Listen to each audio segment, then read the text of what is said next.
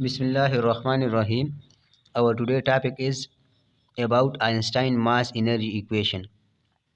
What is Einstein mass energy equation? E is equal to mc square. Is this a complete equation? क्या Einstein का mass energy equation यही है? ये general equation है। आया ये ठीक है या गलत है? आया ये कंप्लीट है या इनकम्प्लीट है? आज इंशाल्लाह इसके बारे में बात करेंगे। तो सबसे पहले हमारे पास E is equal m c square. E क्या है? एनर्जी है। एम क्या है? मास है। सी क्या है? स्पीड ऑफ लाइट है, यानी वेलोसिटी ऑफ लाइट का स्क्वायर। क्या मतलब हुआ? मतलब यही हुआ इस इक्वेशन से कि हमारे पास किसी बॉडी का अगर मास हो तो उसका एनर्जी होगा। उस मास को हम स्पीड ऑफ लाइट की स्क्वायर से मल्टीप्लाई करेंगे तो हमें एनर्जी देगा। मास 10 kg हो, 10 ग्राम हो, जो भी हो, स्पीड ऑफ लाइट से मल्टीप्लाई करो, हमें एनर्जी देगा। अब यानी क्या मतलब हुआ? If mass then energy.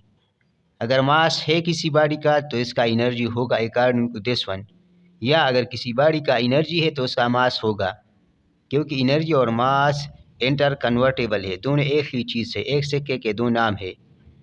किसी बॉडी का अगर मास है तो इसका एनर्जी होगा, या इसका ये मतलब है किसी बॉडी का एनर्जी है तो इसका मास होगा। ये तो ठीक है।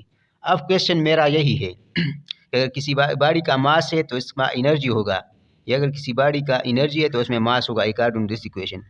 अब क्वेश्चन यही है, अगर किसी बॉडी का मास 0 हो, उसका मास न हो, तो फिर एनर्जी क्या होगा? फिर एनर्जी क्या होगा according to this equation? If we put m 0 here, so E will be 0. Why? Because 0 multiplied by something give us 0. So if mass is 0, then energy will be what? Energy will be 0. According to which? According to this equation. But हमें पता है कि हमारे पास light, photon, उसका तो होता है, energy होता है, लेकिन आया फोटान का मास होता है तो मासलेस पार्टिकल है। हमें पता है फोटो इलेक्ट्रिक इफेक्ट में जब लाइट आके स्ट्राइक करता है इलेक्ट्रॉन को तो उसको एनर्जी प्रोवाइड करता है, हालांकि फोटान का मास नहीं है। तो क्या मतलब हुआ? मतलब ये हुआ कि हमारे पास अगर किसी बॉडी का मास भी ना हो तो उसका एनर्जी होगा। ये तो जस्ट ये बता रहे किसी बॉडी का मास है तो कितना एनर्जी होगा, लेकिन ज़रूरी नहीं है। ऐसे पार्टिकल्स भी है, जिस तरह हमारे पास फोटान है, उसका मास 0 है, रेस्ट मास 0 है, मासलेस है, लेकिन फिर भी एनर्जी है। तो इसका मतलब है कि ये हमारे पास ये जो इक्वेशन है E is equal to M C square, ये कंप्लीट है? नहीं, ये ठीक है। मास अगर किसी बॉडी का इस बॉल पॉइंट का मास है, इसमें कितना एनर्जी होगा? सी स्क्वायर के साथ मल्टीप्लाई करो, हमें एनर्जी देगा, ये ठीक है। लेकिन अगर किसी बॉडी का मास न हो, जिस तरह फोटान है, तो उसमें क्या एनर्जी नहीं होगा? तो ये ठीक है, लेकिन एक साइड की बात कर रहा है, ये जनरल इक्वेशन नहीं है। ये कंप्लीट है, यस और नो? तो ये कंप्लीट नहीं है, कंप्लीट नहीं है। क्यों कंप्लीट नहीं है? इसलिए कंप्लीट नहीं है कि हमारे पास फोटान, लाइट का मास 0 है, फिर भी एनर्जी है। तो अगर हम इसमें मास 0 पुट करते एनर्जी तो 0 देगा according to this equation. But we know that photon has 0 rest mass and it has energy.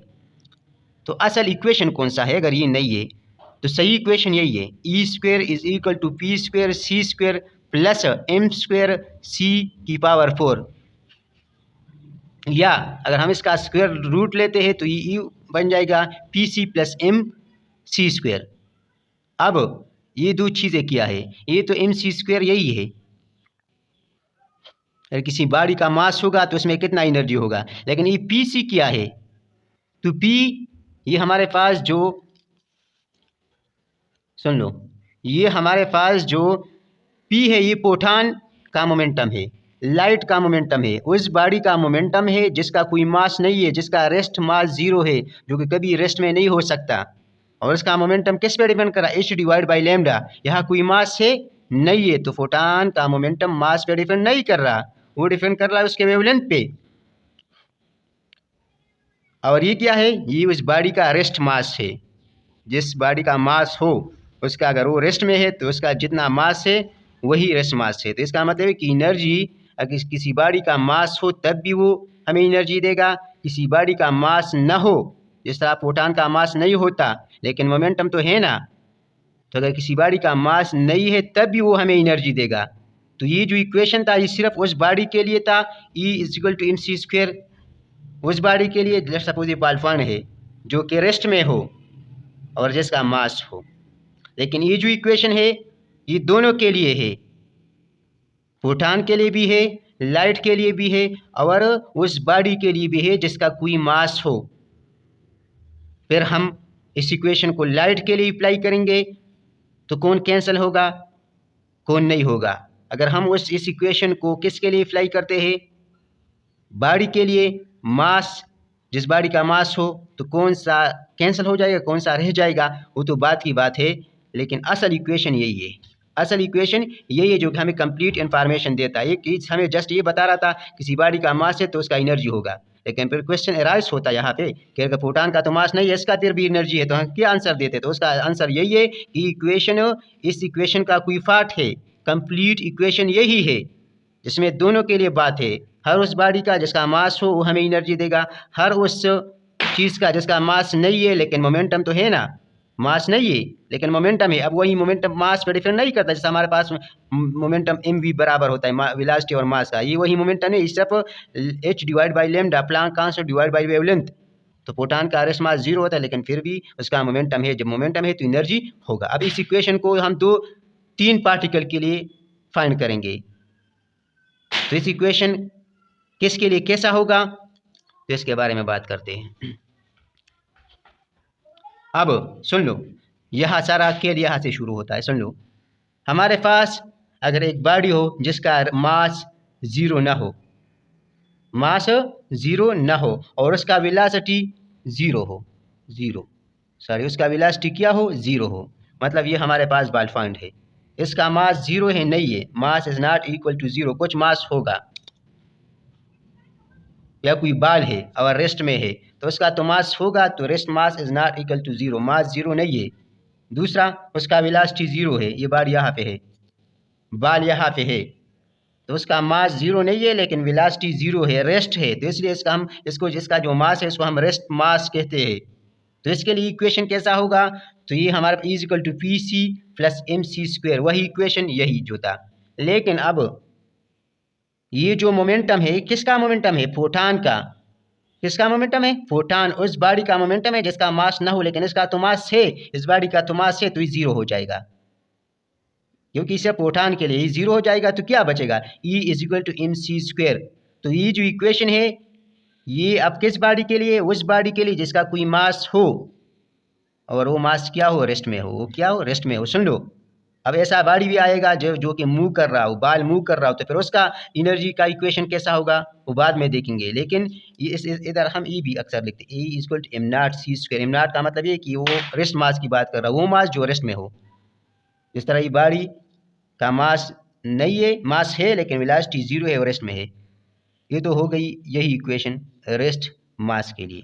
अब प्रोटॉन के लिए, लाइट के लिए भी ये इक्वेशन एप्लीकेबल है, क्योंकि लाइट का भी एनर्जी होता है, उसका मास नहीं लेकिन फिर भी एनर्जी होता है। अब ये हम किस तरह लिखेंगे, E = PC + mc², m और m0। अब प्रोटॉन के लिए मास क्या होता है, 0, प्रोटॉन का मास होता ही नहीं, proton is a massless particle, सिर्फ proton have no mass, so this will be cancelled. Why? Because here is mass, rest mass, जो कि रेस्ट में आता है, प्रोटॉन कभी भी रेस्ट में नहीं आता, उसका रेस्ट मास 0 होता है। so if we put here 0, so E is equal to PC। क्या मतलब हुआ कि हमारे पास प्रोटॉन का जो एनर्जी है उसके मोमेंटम पे डिपेंड कर रहा है। तो प्रोटॉन का तो मास 0 है लेकिन फिर भी एनर्जी है, क्यों एनर्जी है, क्योंकि उसका मोमेंटम है। इस तरह जो हमारे पास बॉडी था जो कि रेस्ट में था, उसका मास है, तो उसके लिए यही इक्वेशन है। क्या मतलब हुआ कि हमारे पास एनर्जी किसी बॉडी का उसके मास पे डिपेंड कर रहा है, लेकिन प्रोटॉन का एनर्जी उसके मोमेंटम पे डिपेंड कर रहा है, क्योंकि यहाँ भी स्पीड ऑफ लाइट कांस्टेंट है, यह भी स्पीड ऑफ लाइट कांस्टेंट है। किसी लाइट का मोमेंटम अगर ज़्यादा होगा तो उसका एनर्जी ज़्यादा होगा।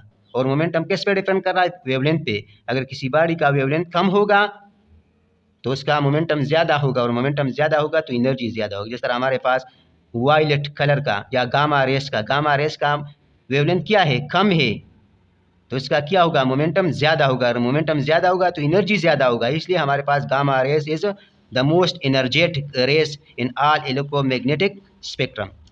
अब लास्ट वन केस, अगर हमारे पास मूविंग बॉडी है जिसका mass not zero is not equal to zero, जिसका मास है, जिसका velocity is not equal to zero.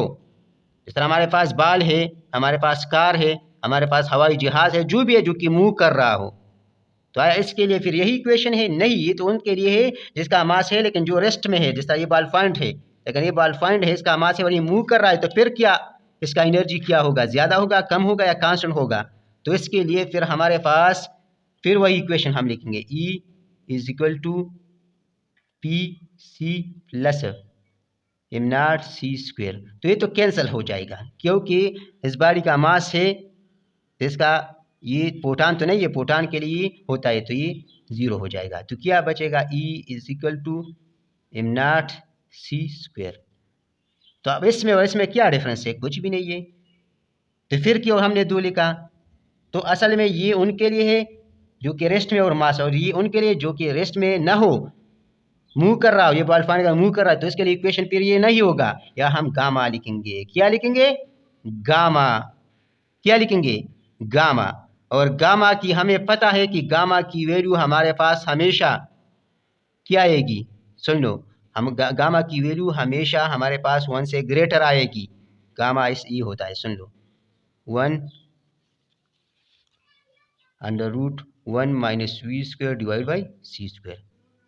जिस तरह हम आइंस्टाइन के मास वेरिएशन टाइम डायलेशन में पढ़ते हैं, तो अगर किसी बॉडी का, इस बॉडी का वेलोसिटी जितना ज़्यादा होगा उसका एनर्जी उतना ज़्यादा होगा। फिर अपना एनर्जी तो होगा क्योंकि उसका मास है, लेकिन उसके साथ ये भी मल्टीप्लाई हो जाएगा।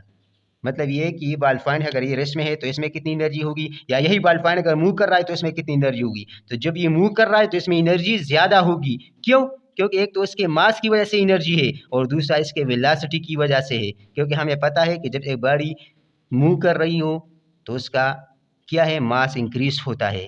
तो यही वजह है कि इसका एनर्जी फिर ज़्यादा होगा। तो उम्मीद करता हूँ ये वीडियो आपको पसंद आई होगी। अगर वीडियो आपको पसंद आई है तो चैनल को सब्सक्राइब करें, बेल आइकन दबाएं ताकि मेरी हर नई आने वाली वीडियो आप तक बर वक्त पहुँच सके।